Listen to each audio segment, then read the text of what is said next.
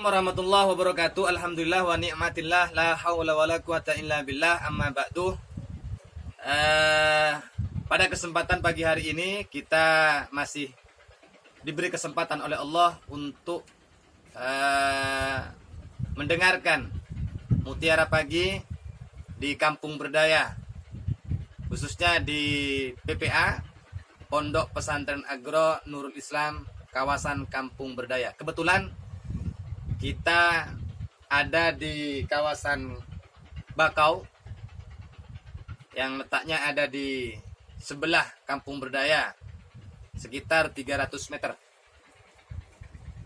Ada beberapa pesan dari kami untuk menjadi seorang manusia yang betul-betul menunjukkan kualitas dan kuantitas keimanan dan ketakwaan kita kepada Allah Subhanahu wa taala, yaitu imtitsalul ma'murat wajtinabul manhiyat, menjalankan segala perintah Allah dan menjauhi daripada larangan-larangan Allah Subhanahu wa taala. Kita sebagai umat baginda Nabi Muhammad sallallahu alaihi wasallam ingin menunjukkan daripada keimanan dan ketakwaan kita kepada Allah Subhanahu wa taala, minimal kita harus memiliki 4 poin sebagaimana yang disampaikan oleh Syekh Jamid bin Misto di dalam kitab Daqaiqul Akhbarnya, agar kita lebih berkualitas keimanan kita, lebih berkualitas daripada ketakwaan kita kepada Allah Subhanahu wa taala. Yang pertama, binadamil qalbi, ada suatu penyesalan di dalam hati kita.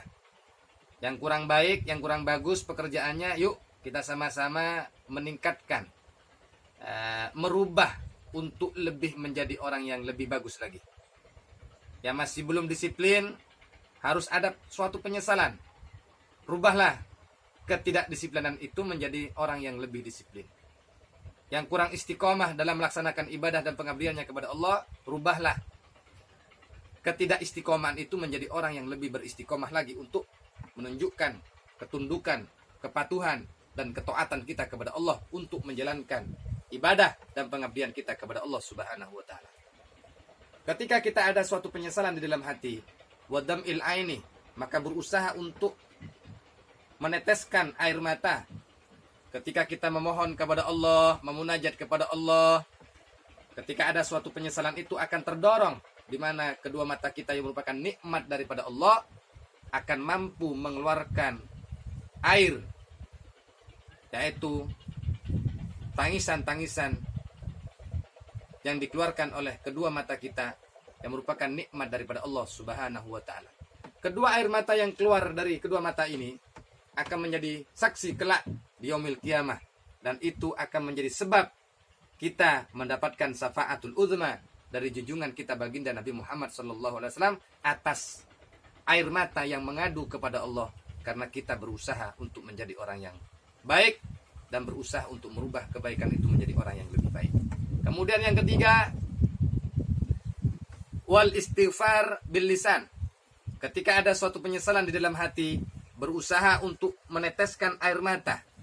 Tatkala kita mengingat suatu kesalahan, ketika kita ingat suatu dosa dan kehilafan yang pernah kita lakukan, kemudian kita menangis, maka dua perkara ini, penyesalan dan tangisan ini akan mendorong kita untuk wal istighfaru bil lisan, untuk membiasakan diri untuk melakukan daripada istighfar kepada Allah, meminta ampunan kepada Allah, memunajat kepada Allah, agar senantiasa Allah mengampuni dosa-dosa kita, kehilafan-kehilafan kita, kesalahan-kesalahan yang pernah kita lakukan, mulai dari pagi, siang, sore, malam.